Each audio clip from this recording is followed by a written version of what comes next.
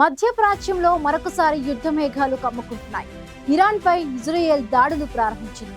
అయితే ఈ దాడిని ఆపాలని అమెరికా అధ్యక్షుడు డొనాల్డ్ ట్రంప్ ఇజ్రాయెల్ ప్రధాని బెంజమిన్ నెతన్యాహుని కోరినట్లుగా తెలుస్తోంది.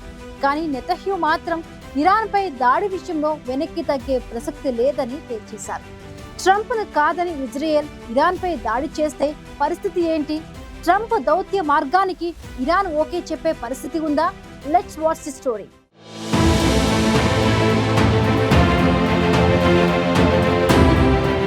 గత కొన్నేళ్లుగా పశ్చిమాసియా ప్రాంతం ఉద్రిక్తతలకు కేరాఫ్గా మారింది. ఇజ్రాయెల్ ఇరాన్ మధ్య దశాబ్దాలుగా వైరం కొనసాగుతూ వస్తోంది. ఇరాన్ నేరుగా ఇజ్రాయెల్తో దాడులకు దిగినప్పటికీ ప్రాక్సీల ద్వారా రెచ్చగొడుతోంది.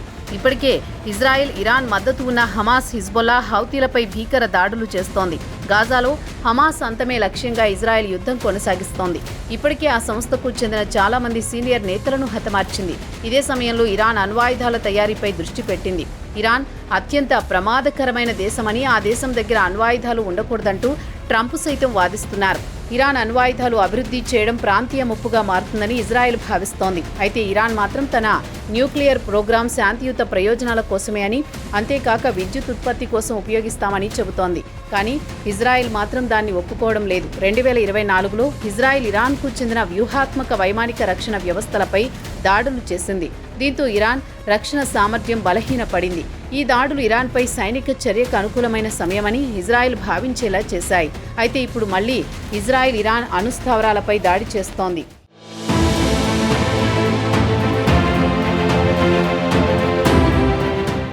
ఇరాన్తో ట్రంప్ అణు ఒప్పందం చేసుకునేందుకు సిద్ధమవుతున్నారు. ఎప్పటినుంచో అమెరికా ఇరాన్ మధ్య శత్రుత్వం ఉంది. అయితే ఇరాన్ దగ్గర అణ్వాయుధాలు ఉండడం సరికాదని భావిస్తోన్న ట్రంప్ ఆ దేశంతో చర్చలు జరపాలని భావిస్తున్నారు. అయితే ఈ ఒప్పందం జరగదని ట్రంప్కు బాగా తెలుసు. ఇరాన్తో ఒప్పందం జరగకపోతే దాడి చేస్తామని గతంలోని ట్రంప్ హెచ్చరించారు. అందుకోసమే ముందు జాగ్రత్తగా మధ్యప్రాచ్యంలో ఉన్న అమెరికా బలగాలను ట్రంప్ ఉపసంహరించుకుంటున్నారు.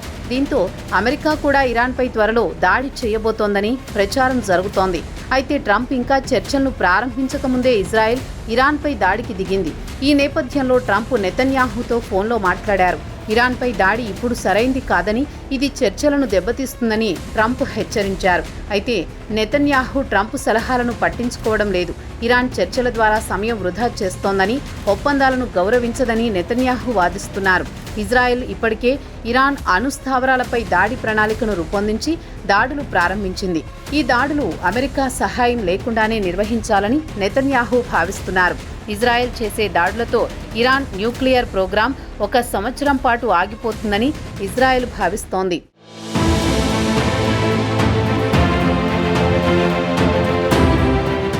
మధ్యప్రాచ్యం నుంచి బలగాల ఉపసంహరణ నేపథ్యంలో ఇరాన్ను ఉద్దేశించి ట్రంప్ కీలక వ్యాఖ్యలు చేశారు. ఈ ప్రాంతం ప్రమాదకరంగా మారవచ్చంటూ వ్యాఖ్యానించారు. ఇజ్రాయెల్ ఇరాన్ మధ్య యుద్ధం ప్రారంభమయ్యే నేపథ్యంలోనే ట్రంప్ ఈ తరహా వ్యాఖ్యలు చేసి ఉండొచ్చని నిపుణులు చెబుతున్నారు. అమెరికన్ పౌరులను మధ్యప్రాచ్యం నుంచి రక్షించే ప్రయత్నంలో భాగంగా ఈ ఉపసంహరణ జరుగుతోందని విశ్లేషకులు చెబుతున్నారు. అమెరికా ఫస్ట్ విధానంలో భాగంగా ముందు జాగ్రత్తగా ట్రంప్ తమ పౌరులను వెనక్కి రప్పిస్తున్నారు. అయితే ఈ ఉపసంహరణ ఇజ్రాయెల్కు ఆందోళనకరంగా మారుతోంది. అమెరికా ఇజ్రాయెల్కు దీర్ఘకాల మిత్రదేశంగా ఉంది.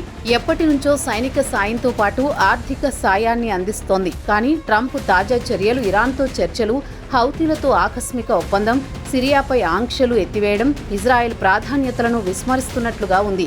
అమెరికా ఇజ్రాయెల్ను పక్కన పెడుతోంది అనే ఆందోళనలు వ్యక్తమవుతున్నాయి. ఇరాన్పై ఇజ్రాయెల్ దాడి చేయడంతో ఇరాన్ సైతం ప్రతిదాడులు చేస్తోంది. మరోవైపు ఇరాన్ తన ప్రాక్సీ గ్రూపుల ద్వారా, అంటే ఇరాక్, యెమెన్, లెబనాన్లోని హెజ్బొల్లాతో ఇజ్రాయెల్పై ప్రతీకార దాడులు చేసే అవకాశం కూడా ఉంది. ఇది ప్రాంతీయ యుద్ధానికి దారితీసే ప్రమాదం ఉంది. ఇందులో Saudi Arabia, United Arab Emirates వంటి ఇతర దేశాలు కూడా పాల్గొనే అవకాశం కూడా లేకపోలేదు. ఇరాన్పై ఇజ్రాయెల్ దాడి జరిగితే చేయడంతో పరిణామాలు తీవ్రంగా ఉంటాయని ఇరాన్ విదేశాంగ మంత్రి అబ్బాస్ అరాగ్జీ హెచ్చరించారు.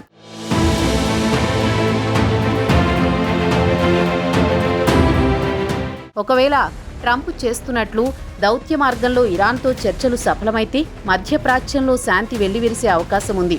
కానీ ఇజ్రాయెల్ దాడులతో ట్రంప్ చర్యలను దెబ్బతీస్తే అమెరికా ఇజ్రాయెల్ సంబంధాలు మరింత ఒత్తిడికి గురవుతాయి. ఇప్పటికే ట్రంప్ నెతన్యాహు మధ్య గాజా యుద్ధం, హౌతీలతో ఒప్పందం, సిరియా విషయంలో విభేదాలు బయటపడుతున్నాయి. ఈ ఉద్రిక్తతలకు గాజా యుద్ధం కూడా ఒక నేపథ్యంగా ఉంది. ఇజ్రాయెల్ హమాస్ మధ్య యుద్ధం 2023 అక్టోబర్ 7 నుంచి కొనసాగుతోంది. ఇందులో దాదాపు 52,000 మంది పాలస్తీనియన్లు మరణించారని స్థానిక ఆరోగ్య అధికారులు చెబుతున్నారు. ట్రంప్ గాజాలో యుద్ధ విరమణ కోసం ప్రయత్నిస్తున్నారు. కానీ నెతన్యాహు హమాస్ను పూర్తిగా నిర్మూలించాలని, గాజాలో సైనిక చర్యలను కొనసాగించాలని పట్టుబడుతున్నారు. ఈ విభేదం ఇజ్రాయెల్ అమెరికా సంబంధాలలో సవాలుగా మారింది. మొత్తంగా పశ్చిమాసియాలో ఇజ్రాయెల్ ఇరాన్ మధ్య ఉద్రిక్తతలు సంక్షోభ స్థాయికి చేరుకున్నాయి.